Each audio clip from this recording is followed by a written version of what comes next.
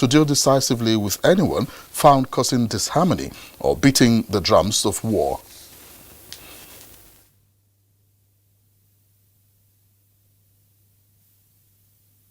I am here to reaffirm our commitment to all of you. Yes, and to also say that peace is very cardinal in Plateau State. Peace is cardinal in Nigeria. All we need to do is this year, let us be #1 in peace in Nigeria.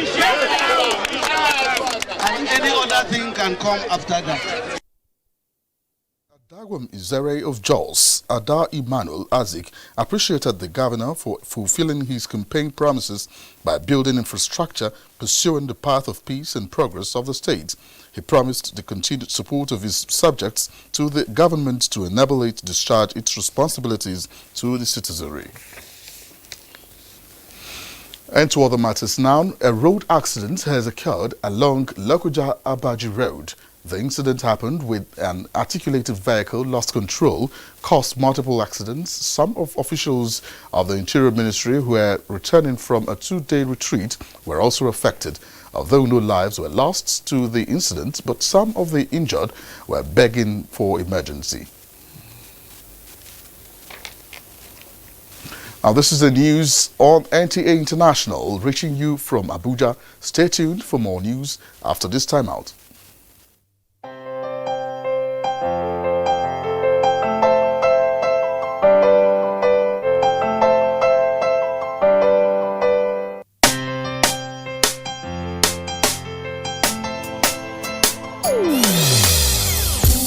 Hear the call of change. Stand up, Nigeria. Change is here and it's going to stay. Change begins with you. Oh yeah, make we go. Go so let the change begin from within. Look at you, Ogerola. Change begins with you and me. Change begins with me. Change begins with me. Change begins with me. This message is brought to you by the Federal Ministry of Information and Culture. NTA International News. Africa as it is. Glad to have you back with us. Now, Deputy President of the Senate, Senator Ovie Omo-Agege, has said Nigeria's diplomatic missions abroad should do more, like the Nigerian High Commission in Canada, towards catering for citizens' needs and projecting national interests. Speaking during a visit to Canada, where he attended the 25th Biennial Conference of Speakers and Presiding Officers of the Commonwealth, Senator Ovie Omo-Agege lauded staff of the Nigerian High Commission in Ottawa, Canada, for being sterling examples for other Nigerian foreign missions.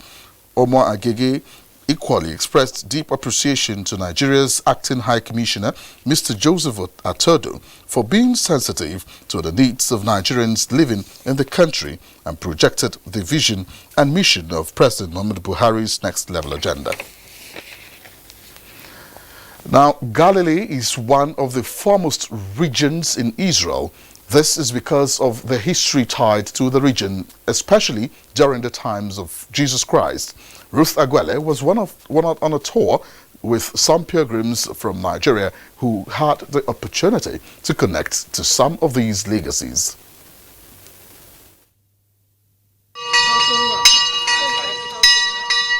People have traveled from far and wide just to come and have a feel of the Benedictine monastery in Tabgha, the place of multiplication.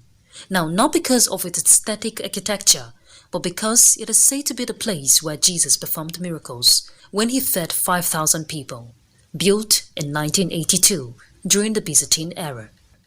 These pilgrims have also come to pay homage in thirst and hunger for the Word of God. From Tabgha, the pilgrims moved to Capernaum, the town of Jesus, where he spent most of his time performing miracles. The octagonal church was built in 1992 over the ancient houses to preserve the original structures. In the same vicinity is the place of the synagogue, the temple where the teaching of the word started. And it is because of the synagogue they preserve the teaching of Jesus Christ, and that is what we are into today. He was sympathetic and even impartative, healing the sick, and several things he demonstrated in this place. The next stop was at River Jordan, where Jesus Christ was baptized, and today people are seen from different parts of the world replicating this act. When we baptize, when we talk to God and we say that we are your son, we are your children.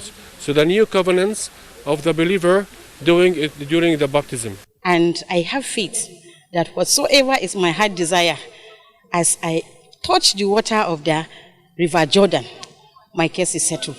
And I know my life is changed actually by this visit. River Jordan is 90 kilometers to the Dead Sea and flows roughly north to south through the Sea of Galilee. From Nazareth, Ruth Aguela, NTA News. It's now time for some foreign news as the troops loyal to Libya warlord Khalifa Haftar pledged to halt the attack on Tripoli but warned of a harsh response if the defense violated the truce. The EU, Russia and Turkey were working to curb the fighting. Under international pressure, the forces led by Libyan General Khalifa Haftar declared a conditional ceasefire in their offensive to take Tripoli from their rivals, the unbacked government of National Accord. A spokesman for the Haftar-led Libyan National Army said the truce went into effect early on Sunday. A group of Iranian protesters have demanded Iran's supreme leader Ayatollah Ali Khamenei to step down after Tehran said its military mistakenly shot down a Ukrainian plane, killing all 176 people on board. Meanwhile, U.S. President Donald Trump said on Saturday the United States is monitoring Iranian demonstrations closely, warning against any new massacre as protests broke out after Tehran admitted to shooting down a passenger plane at a student protest to pay tribute to the crash victims on Saturday. Iranian authorities briefly detained Britain's ambassador in what the British government called a violation of international law. He was later released. And now let's turn our attention to review of some major stories that have made the headlines around the world during outgoing week as Uche brings us World in 6 Days segment.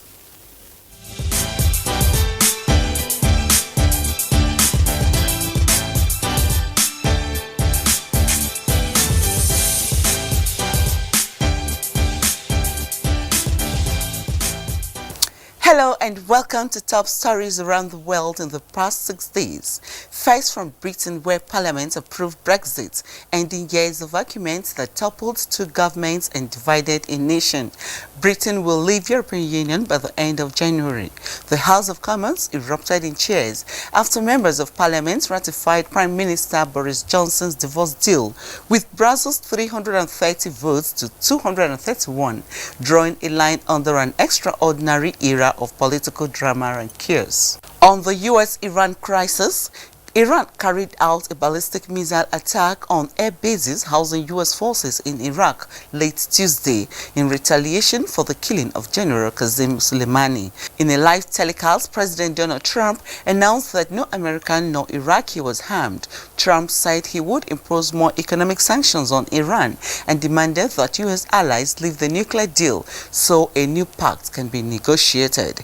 In another development, Iran on Saturday admitted unintentionally downing the Ukrainian airplane that crashed shortly after takeoff near Tehran, 3 days after the crash that killed 176 people on board.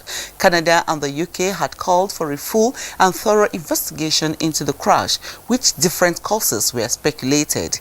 But Western leaders on Friday said evidence suggested an Iranian missile brought down the passenger plane, possibly in error, as the crash occurred just hours after Iran carried out missile strikes on two air bases housing U.S. forces in Iraq. Iran's civil aviation chief, however, countered these suggestions.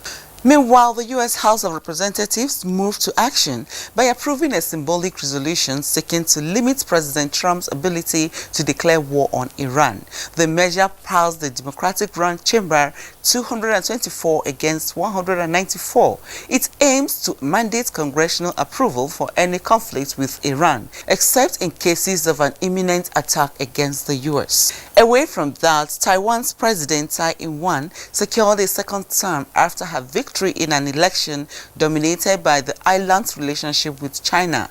Tsai got 8.2 million votes ahead of her rival. However, in her victory speech, she opposed closer ties with China and advised China to abandon its threat to take back the island by force. Turning attention to Africa, the Ethiopian parliament passed a law to regulate gun ownership to curb increased regional ethnic violence. The new law requires that each region outlines the legal age that one can acquire a gun and also limits the number of guns an individual can have. Defaulters are to be sentenced to 3 years in prison and arms traffickers to face prison terms of 8 to 20 years. And 9 Rwandan nationals who were on trial in a military court in Uganda after being accused of kidnapping and illegal possession of firearms had all charges against them dropped. The move came amid more than a year of strained relations between the two countries. The dropping of the charges appears aimed at easing some of the tensions between the two former allies. That's the world in 6 days. I am Uche Ugochukwu. Thanks for your time.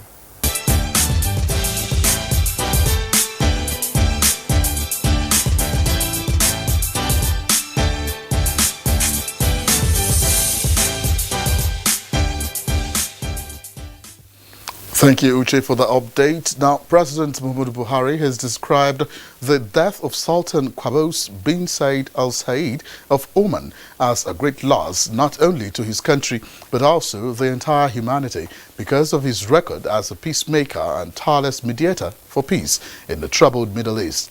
In a statement signed by Senior Special Assistant to the President, Media and Publicity, Garba Shehu, President Buhari, reacting to the death of the longest reigning ruler in the Middle East on Sunday, said Sultan Qaboos dedicated his life to a worthy cause in the promotion of peace for humanity.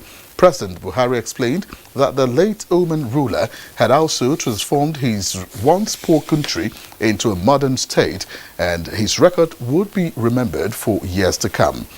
President Buhari extends his condolences to the government and people of Oman, as well as the family of the deceased, and prayed Allah grant him paradise and reward his good deeds. It's now time to talk sports as Nigeria Football Federation targets grassroots development. Tamara Ebiwe tells us more on Sports Update. Lobby Stars of Makurdi beat MFM by a lone goal Sunday in match day 14 to move to the top of the Nigeria Professional Football League table as Plateau United go to second place after a goalless draw against Akwa United in Jos.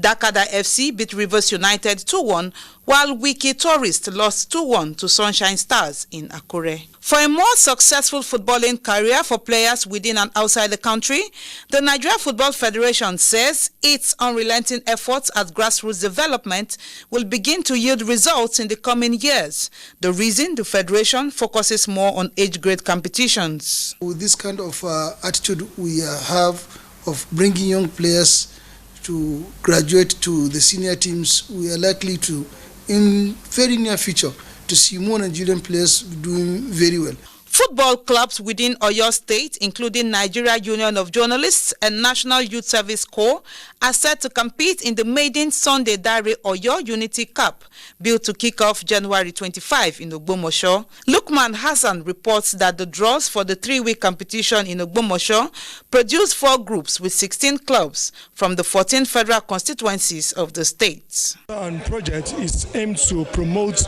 or to discover young talent in football in particular. In tennis, Serena Williams won her first title in 3 years and first since becoming a mother with a 6-3, 6-4 victory over fellow American Jessica Pegula at the Auckland Classic on Sunday.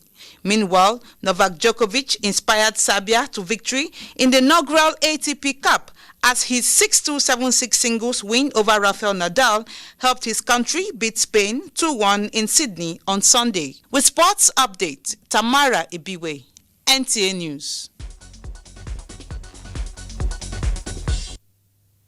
And now a quick look at Monday's weather prospects for Nigeria and some cities of the world.